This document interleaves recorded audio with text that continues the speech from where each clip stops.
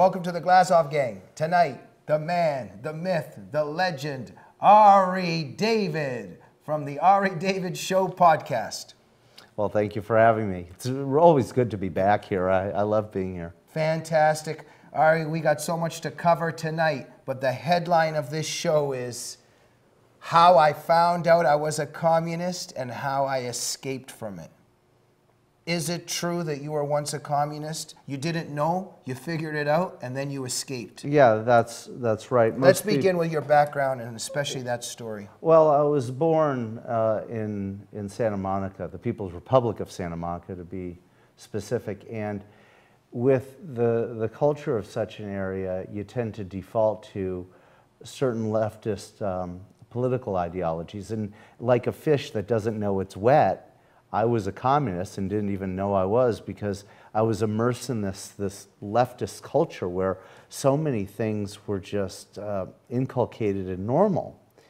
Like so, what? Like you believed that you had a right to maybe tell people what to do? You once told me that? Yeah, that everyone had the right because of their intellectual power to impose upon others the way they should live, that only the government was there to solve all people's problems. And did you tell people what to do? Of course. I still do that, but now I don't. No, but give me an example. Were you quite intrusive with people or sermoning about? Yeah, I mean, I was basically what is stereotypically assumed to be a annoying evangelical conservative, Christian, except my ideologies were all leftist. So I believed everyone should be forced to smoke pot starting at 7 in the morning. I'm serious, yeah. I thought that everyone should have to eat organic vegetables. I thought people should be forced to avoid any food made by a major corporation or by Procter & Gamble. Basically, I had an attitude towards food that's a lot like Michelle Obama's school lunch program today. I was essentially a tyrant. So this was just about 4 months ago. No, this was more like 2.5 decades okay, ago. All right. What was the brick wall you hit, or was it a gradual change? Well, and it was a gradual change, but it was a fast change once the seed was planted. The brick wall I hit was I had a best friend whose father was conservative.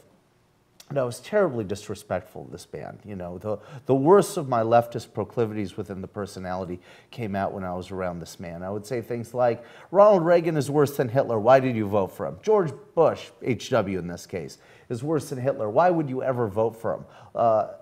Things like this. You want to be a property owner? What are you, a Nazi? Were you a slave owner because you own a home? I know a lot of people like you, or like that. Yeah, we all know, and it's a problem. Yeah, and he never antagonized you. You antagonized him. Well, right? You're right, yeah. and I thought he was oppressing me. Go figure, right? So anyway, one day we were having dinner, or he was treating me to dinner at a lovely restaurant called Dan And you thought you were a victim while he was paying for the bill? Yes, absolutely. Right. And he just got kind of fed up with this bilge that I was spewing, and he said to me, okay, now let me get something straight. What kind of political and economic system would you impose on people if you had the power to do it? And I said to him, well, that's really easy. I would force everyone to have a 10 by 10 plot of land that they could grow organic vegetables and marijuana on, and that's all they would consume, and that's all they'd eat, and that's all they'd have to do. And he said to me after that completely idiotic answer, he said to me, do you know what you are? And I went, no, what am I? And he said, you are a communist. My response was then, I'm not a communist, I just don't want anyone to own anything. To which he planted his face to his palm, shook his head, and the conversation, as I remember it, was over. More might have happened, I was quite high at the time. Cut to like 2.5 years later. You were high during the conversation? I was, let me put it this way, I smoked so much pot at the time, right. I smoked pot to get sober, you know. Right. But you don't recommend this to anyone? No, no. Okay. It was part of more layers of mistaken lifestyle choices. Okay, all right. But anyway, a couple years later, I'm in a car on a lunch break, and I hear Dennis Prager is on the radio. and Dennis Prager happened to be talking about communism that day, and he defined 3 of the tenets of communism. And the 3 tenets he defined was that under communism, the government replaces God because the state is God. Under communism, communism must expand and dominate the whole world, because if any ideology contradictory to communism exists, communism is under threat because of its feet of clay, because of its flimsy and fragile superstructure that holds it up, which is ready to crumble at any moment because it's so flimsy. And then the third one really stuck with me. Ownership of all things is illegal, down to your thoughts, your internal organs. Property goes without saying, money, currency, anything. When Prager defined it in those terms, it opened my eyes, because I had only thought of communism in terms of the punishment system, the gulags, the deportations, the threats of a nuclear annihilation with the West, things like that. I never considered the economic ramifications of communism. I had always just assumed by default that the economic system that the Soviet Union was built on was the same as ours. I mean, why wouldn't you assume that there's currency involved, corporations involved, exchange of goods and services for a fluctuating currency, etc.? I had never considered the idea that what made communism communism was the lack of personal ownership, i.e. responsibility for things that people had. And at that moment, it was the proverbial or metaphorical, I should have had a V8 moment, where I suddenly realized my friend's dad was right, and I had been living in a fantasy land. I talk about kind of like, imagine a scene from The Matrix or something like that, where suddenly the walls melted, or as William Blake would say, the doors of perception was cleansed, and suddenly I saw things as they were, as infinite. It was an unbelievable awakening that was only possible because the seed was planted years before. And although it didn't germinate and grow immediately into an oak, it eventually did. Okay. Would it be fair to suggest that the less weed smoke, the less belief in communism? Or that doesn't go together? Okay. There's no correlation there. No, okay. no. I would actually, it's an interesting correlation. Get this. That was a good question, right? It's a fantastic question, and I want to answer it. Okay. I firmly believe that, like if you read Andrew Breitbart's book, one of the things he writes about is how he thinks his excessive consumption of alcohol in college kept him from being indoctrinated, because he was more interested in partying than learning what they were teaching him in the indoctrination center called the college campus. For me, I think I was lucky I smoked all that weed, because if I didn't, I would have been a straight A student. I would have gone to a good college. I would have listened. I would have absorbed the pap that the professoriate would have taught me. And there's a chance I would have never recovered. Because the one good thing about being consuming a large amount of marijuana is at least you doubt your intellect, because you say to yourself, well, there might be some people who are smarter than me who aren't higher. I see the book title, or maybe the title of a movie that you can star in, How Marijuana Saved Me from Communism. No, I'm That's thinking. kind of a good title. Okay. We have some movie people in the audience today that I see that they can pitch that. Okay. Hold on, play on words. It just got green lit. Oh, that's brilliant. Ari, in terms of communism, left-wing thinking, socialist thinking, you're quite interested in a topic, in a phenomenon, year zero. And I've been interested in this my whole life. I mean, a lot of the leftists I know, they just learn. They learn nothing from the past. They learn nothing in terms of what they've seen in human nature, in terms of the failed socialist experiments, in terms of what Mao did and what Stalin did and what Pol Pot did and what Castro did, and they think that they can do it again. Let me backtrack now a little bit. Tell our audience about this concept of year zero and what it is that I'm referring to. Well, I became aware of this reading Ronald Reagan's book, Reagan in His Own Hand, which are a series of essays that he wrote himself that he then did on radio as 5-minute segments on a whole range of subjects between 1975 and 1979.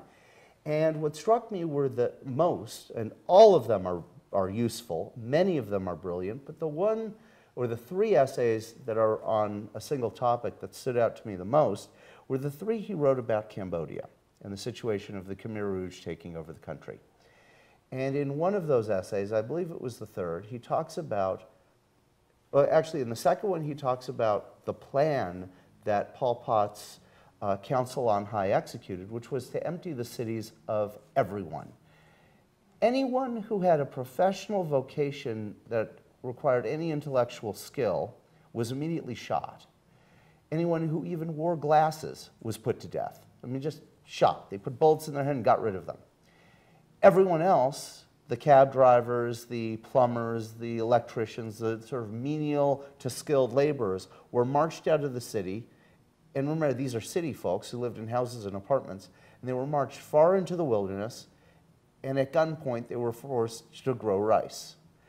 And the reason that the Council on High did this was to take the entire society back to something called Year Zero, a moment of purity, of uncorrupted innocence, in which all knowledge, all professionalism, all acquired aggregate understanding of everything was cast aside because, kind of in the vein of critical theory, it was flawed and not perfect. Thus, it had to be entirely thrown out like baby with the bathwater, and we will start society anew from zero. Yeah, yeah. And I'm sorry to interrupt. You know, it's fascinating how this evil communist experiment, it always has a mutated carbon copy of religious themes. Okay, so here in some ways we see the Garden of Eden. Go and returning behind the Garden of Eden before the fall happened, but Yes. they're just doing it in a secular way. Yes. You know, because I'm interested in how the Stalinists and the communists, they need to shed human blood to cleanse man and redeem man, whereas in Christian imagery, Christ's blood redeems man. But go ahead. Yes, absolutely.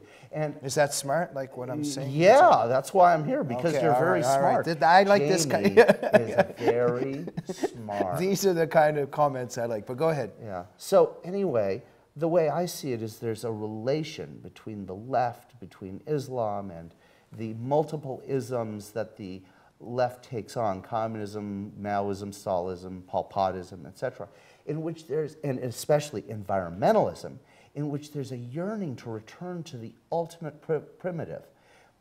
Islam, for instance, talks about returning to the time of Muhammad, to the year 700. And I have this theory that if you thought experiment, it becomes quite clear that if they were to reach their year 700, God forbid, that of course wouldn't be enough, because for any ravenous ideology like this, they always want more. The unsatiated, voracious appetite of human greed knows no bounds. And they would immediately try to return humanity to the year 600, and then 500, and then 400, on and on, and then to the BC years before Christ, and then to the Stone Age, the Iron Age. I'm getting them in reverse. Until we don't exist. Until we de-invent the wheel, basically. All of these things want to return to primitive, because only with the return to the primitive does the king become ultimately sovereign. Anytime technological innovation is made, it's made in aggregate human accomplishment through the thinking of many people working together, which means the people have to do something and invent something and collectively work together with their intellects. If you return mankind to the ultimate primitive, environmentally sustainable state, only the strong man is preeminently powerful, and he has absolute sovereignty over all of the underlings, because they have no way of ever overthrowing him. So it's partially almost like, if you think about it in the terms of like Stephen Hawking's physics, it's almost like a moment of singularity that they're searching out and yearning for ultimate singular power. Thank you. And no matter how many times their social engineering fails and leads to immense human suffering, they want to do it all over again. Right. As Reagan said, the more the plans fail, the more the planners plan. I mean, and that's it. And it's manifested in the specific ways of, like in the Soviet Union, they said, you never know what's going to happen yesterday. The history is always rewritten. Yeah, we know what the future is, but what about yesterday? What about the history? What about the reinventions, the repositioning as as they say it in Clintonian or Obama terms. How did they triangulate? How did they parse? How did they phrase? What are the optics of an issue? And they're only in the floating point with regards to the past. And they're predictable in that the past is always regressive. So Ari David, we're running out of time. All good things must come to an end. With a minute or so left, what do we take away from this discussion? I think we take away that for conservatives to succeed, plant the seed. My best friend's dad acted boldly when he challenged me, and I think that's the key. We cannot cower or shrink back from the challenges. We have to understand that the challenges the left attacks us with are predictable. They're expected. Just expect them and fight back against them. It's really quite easy once you start standing up for yourself. I like to think of it kind of like fighting. In fighting, the anticipation of the punch is more scary than actually being hit. So stop worrying about the anticipation, because the anticipation doesn't hurt at all. It's just scary. Just fight for the fear and stand up for ourselves, and we will win. Because we're not timid because we lose. We lose because we're timid. And thank you very much, Ari. It is fascinating to speak with somebody that found out he was a communist and then escaped from it. Thank you. Well, thank you for having me. And thank you for all that you do and all the wisdom and truth that you bring to the public forum. I appreciate it. We'll see you next week on the Glazov Gang. Good night.